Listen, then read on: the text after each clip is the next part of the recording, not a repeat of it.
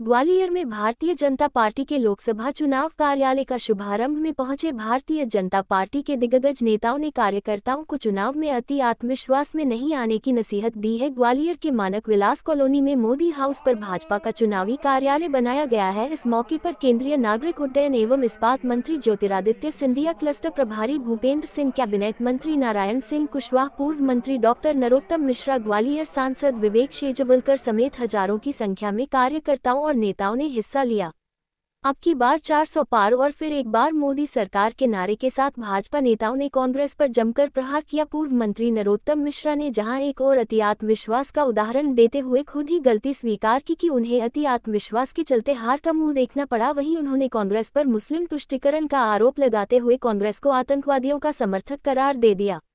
भाजपा के अनुसूचित जाति जनजाति मोर्चे के राष्ट्रीय अध्यक्ष लाल सिंह आर्य ने कांग्रेस पर दलित और आदिवासी समुदाय के साथ भेदभाव करने का आरोप लगाते हुए दलित महापुरुषों के साथ अपमान करने की बात कही। वहीं ज्योतिरादित्य सिंधिया की बात करें तो उन्होंने भी कांग्रेस के 60 साल के शासनकाल को जमकर कोसा। वहीं भाजपा द्वारा देश में किए जा रहे विकास कार्यों की एक लंबी फहरिस्त उन्होंने गिना दी। मीडिया कर्मियों से बात करते हुए सिंधिया ने कहा कि आज शंखनाद हुआ है आने वाले संग्राम का। 7 मई को भारत की विकास और प्रगति को निरंतर रखने का संग्राम है।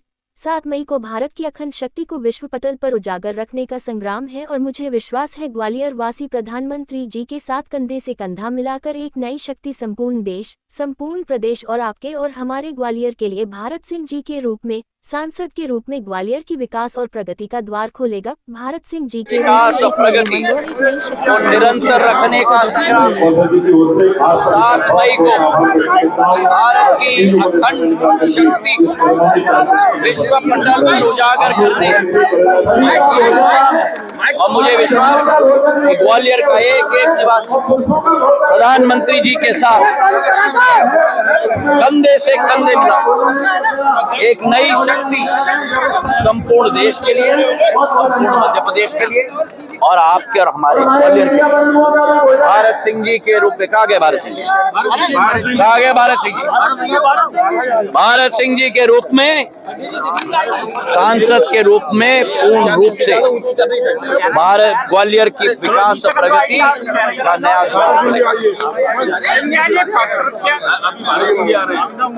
मैं कह रहा था भारत सिंह जी के रूप में एक नई उमंग और एक नई शक्ति ग्वालियर के विकास और प्रगति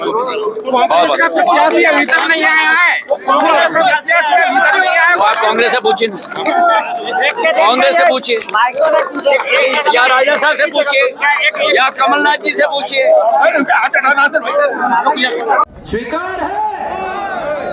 स्वीकार है तो जोश होना चाहिए। स्वीकार है, हम करेंगे। एक एक वोट डलेगा, एक एक वोट कमल के फूल के निशान पर दबेगा। और कैसे दबेगा? कैसे दबेगा?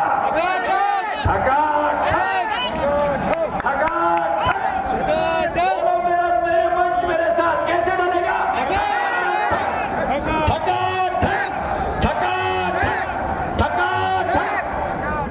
और अगर ये संकल्प हमने लिया है कि ठक डलना चाहिए, मैं नरोत्तम जी के एक मुद्दे पे वापस जाऊंगा।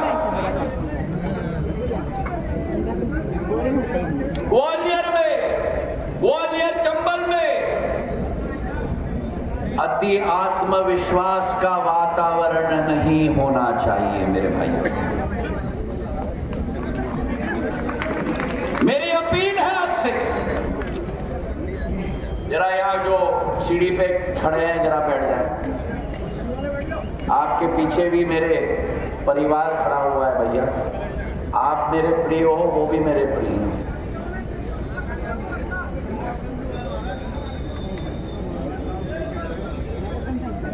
जरा नीचे हो जाए सब लोग भैया, कृपा करके।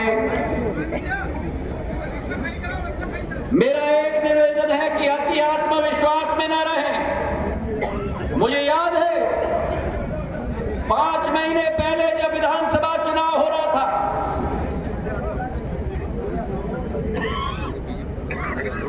5 सभी विशेषज्ञ यहाँ आ रहे थे मध्य प्रदेश में, कह रहे थे कांग्रेस की सरकार बनेगी, कह रहे थे ग्वालियर चंबल संभाग में बीजेपी को 4 सीट से ज्यादा नहीं मिलने वाली। और मुझे बड़ी खुशी है कि ये उन्होंने कहा। जब ये उन्होंने कहा तो हम सब में एक ज्वालामुखी की तड़प निकली कि एक बार फिर मध्य प्रदेश में भाजपा की सरकार हमें स्थापित करनी होगी। और मैं धन्यवाद देना चाहता हूं मेरे एक एक सेनापति को, क्योंकि जो होश आपने दिखाया, जो होश आपने दिखाया और होश के साथ जो जोश आपने दिखाया, होश और अरे जोर से बोलो भैया, होश और होश और होश और होश और जो जोश आपने दिखाया और जो होश आपने दिखाया,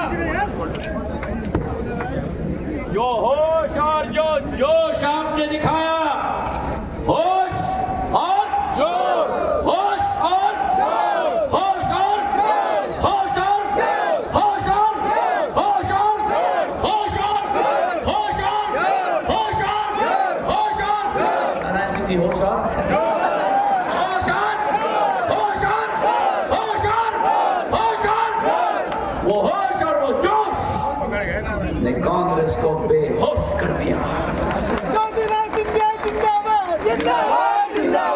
वो होश और जोश ने कांग्रेस को बेहोश कर दिया।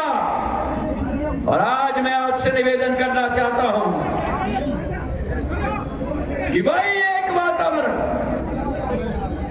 होश और जोश और कांग्रेस बेहोश। अरे दम से बोलो, होश और जोश और कांग्रेस और वही होश और वही जोश भारत सिंह जी के चुनाव में मुझे ग्वालियर में चाहिए। मेरे भाई और बहनों, संकल्प लेते हो, होश और अपना अपना किला। मैं निवेदन करूंगा हमारे दोनों अध्यक्ष से, उठिए, कौशल शर्मा जी से और अभय चौधरी जी से, हमारे विधायकगण से, मोहन सिंह जी से, नारायण सिंह जी से, शेजवलकर साहब से, मैं रमेश खटीक जी से मैं निवेदन करता हूं, अब ग्वालियर में कोई पोलिंग बूथ नहीं रहा। ग्वालियर में केवल एक एक किला रहा है। और ग्वालियर के मेरे कार्यकर्ता नहीं है, ग्वालियर के मेरे किले के सेनापति है। मेरे भाई और बहनों, मेरे सेनापति अपने किले पर कमल के फूल का झंडा फहराएंगे, फहराएंगे, प्रधानमंत्री के हाथों को मजबूत करेंगे, ग्वालियर के विकास के द्वार खोलेंगे, हमारे भारत सिंह जी को अपना आशीर्वाद प्रदान करेंगे। हाथ उठाकर मुट्ठी बांधो और मेरे साथ कहो, मेरा बूथ इस बार, मेरा बूथ इस बार, मेरा बूथ इस बार 400 पार। प्रधानमंत्री जी ने नारा लगा दिया है कि इस बार 400 पार। अब हमको जमीन से अपना काम करना है हमारे प्रधानमंत्री के लिए। बोलो मेरे साथ, मेरा बूथ इस बार, मेरा बूथ इस बार। तो संकल्प लो, हाथ उठाओ और मुट्ठी बांधो, बोलो नरेंद्र मोदी जिंदाबाद, जिंदाबाद, जिंदाबाद।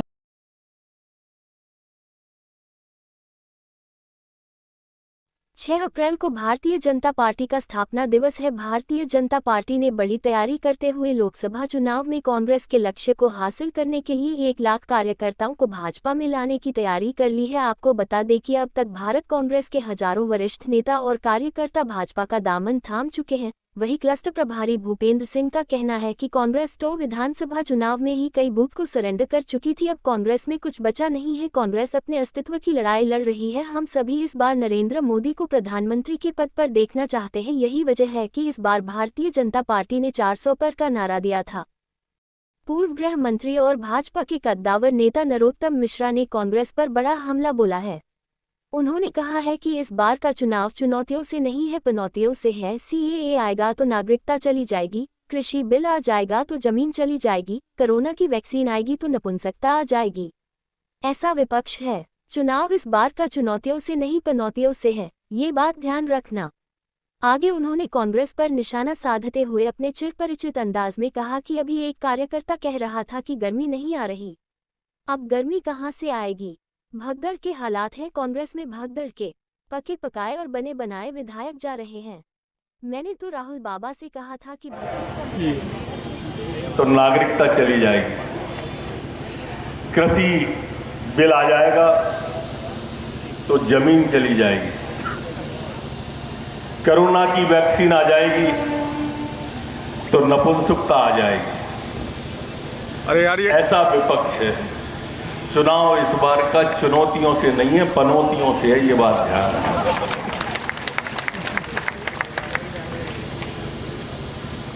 अभी एक कार्यकर्ता कह रहा था कि गर्मी नहीं आ रही, अब गर्मी कहां से आएगी।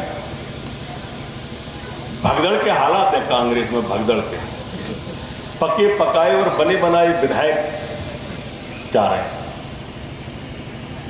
केंद्रीय मंत्री, राज्य के मंत्री, और परसों की 6 तारीख की और हमने संख्या बता दी है, जब से कई लोगों को तो डिहाइड्रेशन हो गया। ये चुनाव, जैसा मैंने कहा कि चुनौतियों से नहीं है, पनौतियों से है। और वो पनौती है जो आज सनातन का सवाल उठा रही।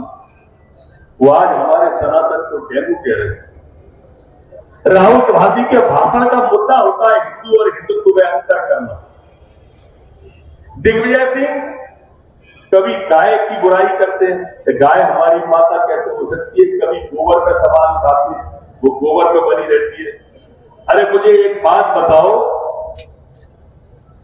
दिग्विजय सिंह ने कभी बकरी की बुराई की है? बकरी की लैड़ी की बुराई की है? अच्छा, क्यों नहीं करें? गाय की ही क्यों करते हैं? ये दिग्विजय सिंह वो दिग्विजय सिंह है जिन्हें पाकिस्तान जिंदाबाद का नारा उज्जैन में लगा तो एक दिग्विजय सिंह को काजी साहब जिंदाबाद सुनाए। इनके कान बजते हैं सोते में। ये सब के सब सनातन पर चोट करने वाले लोग। मेरे मित्रों, आपको ध्यान होगा कि जब JNU में नारे लगे थे, भारत तेरे टुकड़े होंगे इंशाअल्लाह इंशाअल्लाह, भारत की बर्बादी तक जंग हमारी जारी रहेगी, अफजल हम शर्मिंदा है तेरे कातिल जिंदा है, तुम कितने अफजल मारोगे हर घर से अफजल निकलेगा। तब सबसे पहले मिलने भी यही राहुल गांधी और केजरीवाल गए थे कि नहीं गए थे आप?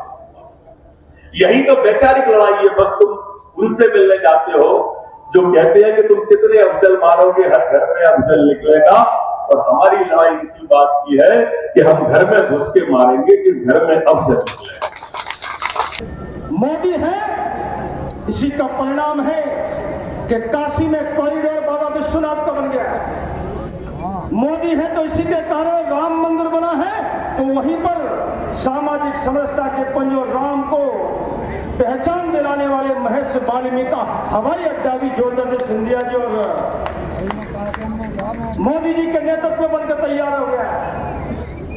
क्या कारण है कि इतने 7 साल कांग्रेस की सरकार रहने के बाद भी और मध्य प्रदेश में 40 साल कांग्रेस की सरकार होने के बाद भी मध्य प्रदेश में रविदास जी का कोई मंदिर नहीं था। अगर 100 करोड़ का रविदास का मंदिर कहीं बनना है तो मध्य प्रदेश में मोदी जी और भारतीय जनता पार्टी की सरकार के कारण बनना है। बाबा साहब अम्बेडकर का जन्म स्थान मऊ में 40 साल कांग्रेस की सरकार रही, लेकर राष्ट्रीय स्मारक नहीं बना पाई। लेकिन शिवराज सिंह और भारतीय जनता पार्टी की सरकार थी, मोदी जी की सरकार है, इसलिए बनकर तैयार हो गया।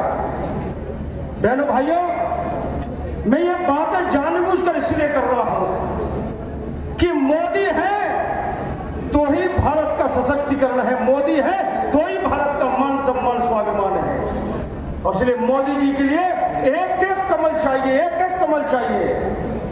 विषय व्यक्ति का नहीं है, विषय भारत की ताकत का है, विषय भारत के सम्मान का स्वाभिमान का है। और भारत का मान सम्मान स्वाभिमान अगर कहीं है तो भारतीय जनता पार्टी नरेंद्र मोदी में है। इसलिए भारत के सम्मान के लिए भारत चाहिए,